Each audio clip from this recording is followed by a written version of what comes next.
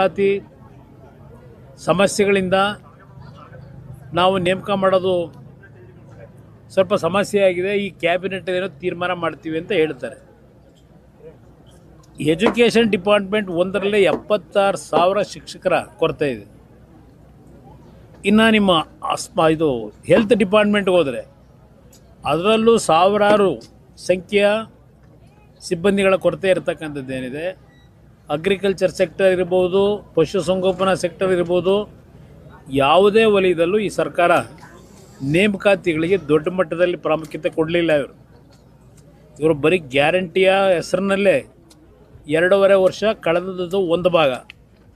ಇನ್ನು 2.5 ವರ್ಷದಲ್ಲಿ ಕುರ್ಚಿಯ ಒಂದು ಸಮಸ್ಯೆ, ಮುಖ್ಯಮಂತ್ರಿಯ ಕುರ್ಚಿಯ ಸಮಸ್ಯೆ, ಅದಕ್ಕೆ ಹೆಚ್ಚಿನ ಸಮಯವನ್ನು ಉಪಮುಖ್ಯಮಂತ್ರಿ ಮುಖ್ಯಮಂತ್ರಿ ಕೊಟ್ಟಿರೋದಷ್ಟೇ ಅಲ್ಲ, ಶಾಸಕರು ಸಹ ಕಾಂಗ್ರೆಸ್ನಲ್ಲಿ ಅದಕ್ಕೆ ಪ್ರಾಮುಖ್ಯತೆ ಕೊಟ್ಟೇನು ಹೋರಾಟ ಮಾಡ್ತಾ ಇದ್ದಾರೆ.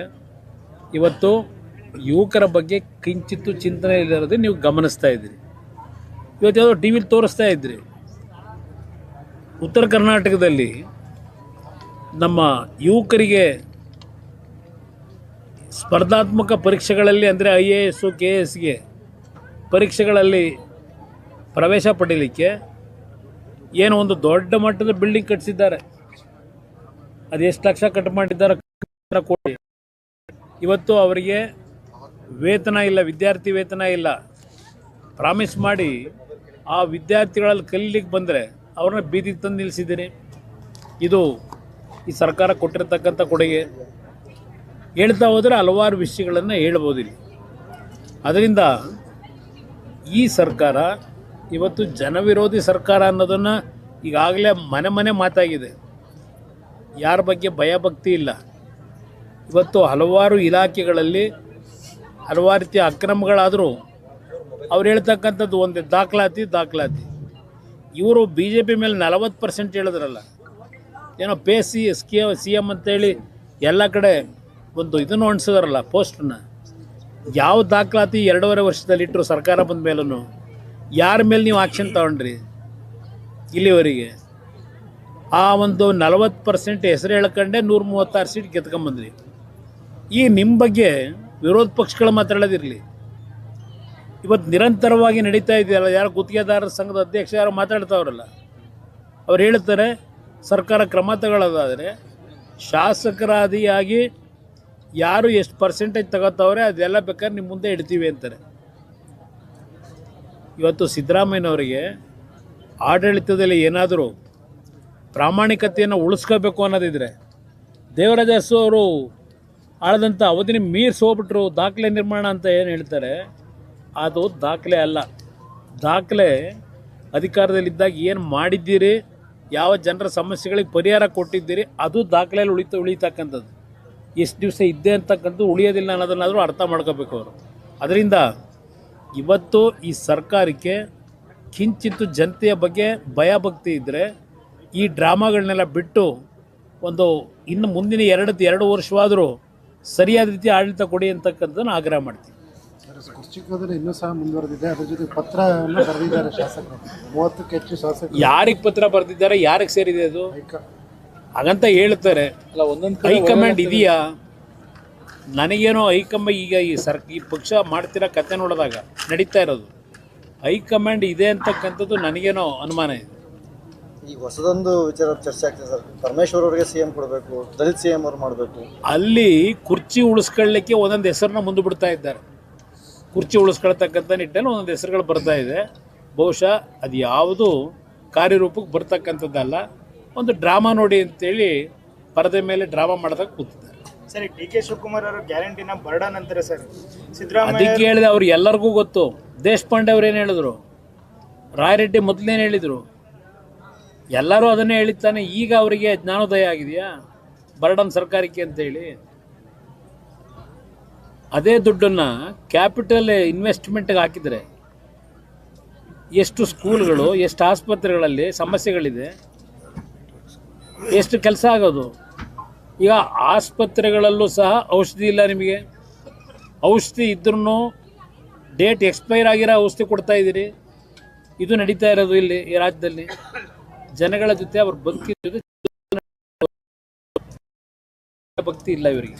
Sir BJP M L A ಕೆಲವೊಂದು ಆಡಿಯೋಗಳು ತುಂಬಾ ಓಡಾಡ್ತಿದ್ದಾವೆ ಸರ್. ಅದು ನನಗೆ ಅಷ್ಟು ಗೊತ್ತಿಲ್ಲ, ಅವ್ರ ಪರಿಚಯನೂ ನನಗೆ ಅಷ್ಟೊಂದು ಆತ್ಮೀಯವಾಗಿ ಏನಿಲ್ಲ. ಬಿ ಜೆ ಪಿ ಶಾಸಕರು ಏನು ಮೊನ್ನೆ ಒಂದು ಘಟನೆ ನಡೆದಿದೆ, ಷಡ್ಯಂತ್ರ ನಡೆದಿರ್ತಕ್ಕಂಥದ್ದು ನಿಜವೇ ಆಗಿದ್ದರೆ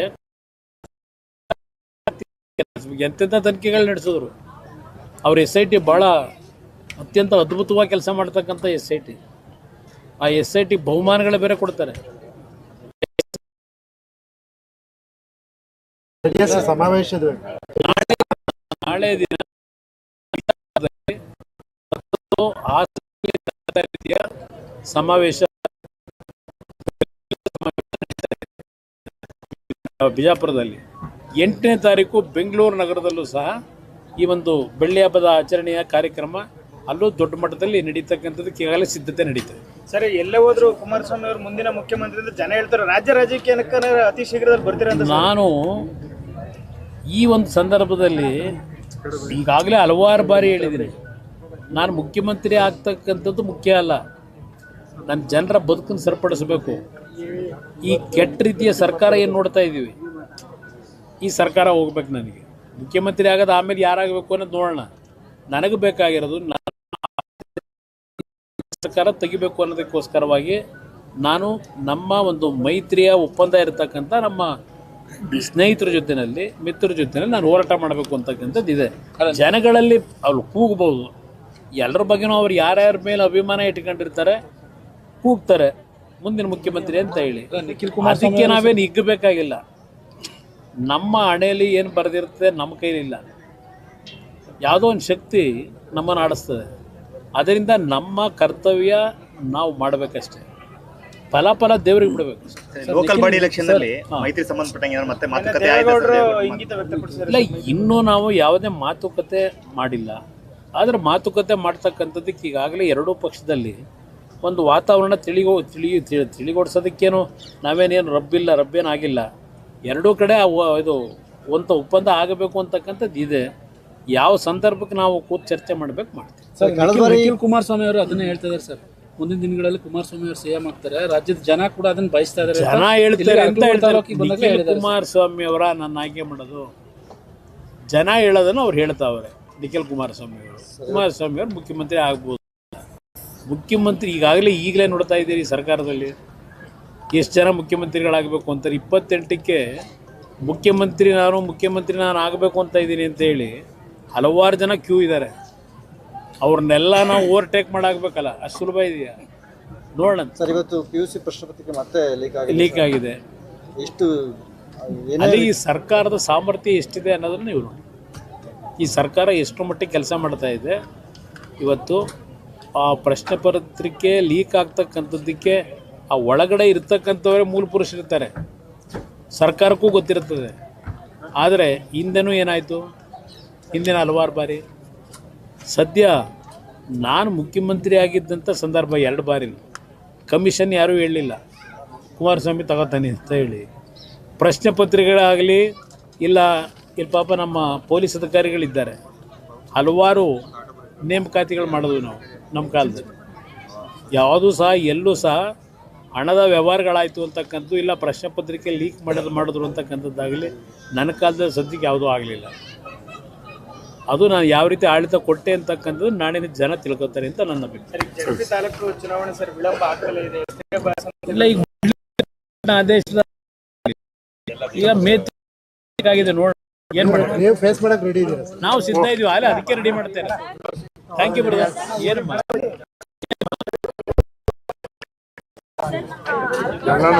ಏನೋ ಮಕ್ಕಳು ಡಾಕ್ಟರ್ ಇಲ್ಲ, ತುಂಬಾ ಜನ ಆಯುರ್ವೇದಿಕ್ ಡಾಕ್ಟರ್ಸ್ ಇದ್ದಾರೆ. ಸರ್ಕಾರಿ ಆಸ್ಪತ್ರೆಯಲ್ಲಿ ಇದ್ದವ್ರನ್ನ ಟ್ರಾನ್ಸ್ಫರ್ ಮಾಡಿದಾರಂತೆ. ಸರ್ ನನ್ನ ಮಗನ್ನೇ 6 ಗಂಟೆಗೆ ಅಡ್ಮಿಟ್ ಮಾಡಿದ್ದು. ಬೆಳಗಿನ ಜಾವ 8 ಗಂಟೆ ಆದ್ರೂ 10 ಗಂಟೆ ಆದ್ರೂ ಒಂದು ಡಾಕ್ಟರ್ ಬಂದು ನೋಡಿಲ್ಲ. ಬೆಳಗ್ಗೆ 10 ಗಂಟೆಗೆ ಬಂದ್ಬಿಟ್ಟು ಹೆವಿ ಸೀರಿಯಸ್ ಆಗ್ಬಿಟ್ಟಿದೆ, ಹಾಸನ ಕರ್ಕೊ ಹೋಗಿ ಅಂತ ಕಳಿಸ್ಕೊಟ್ಟಿದ್ದಾರೆ. ಸರ್ ಮಕ್ಕಳು ಡಾಕ್ಟರ್ ಅರಕಲೋಡ್ ತಾಲೂಕಲ್ಲ ಯಾರು ಇಲ್ಲ ಸರ್. ದೊಡ್ಡ ಮಗೆಲ್ಲೂ ಕೂಡ ಡಾಕ್ಟರ್ಸ್ ಇಲ್ಲ, ಎಲ್ಲ ಇರೋರೆಲ್ಲ ಆಯುರ್ವೇದಿಕ್ಕೇನೆ. ಒಂದು ಒಳ್ಳೆ ಡಾಕ್ಟರ್ ಹಾಕೊಡಿ ಸರ್. ಮಾತಾಡ್ತೀನಿ, ಹಾಕ್ಸ್ಕೊಡ್ತೀನಿ. ಲೇಟ್ ಆಯ್ತು.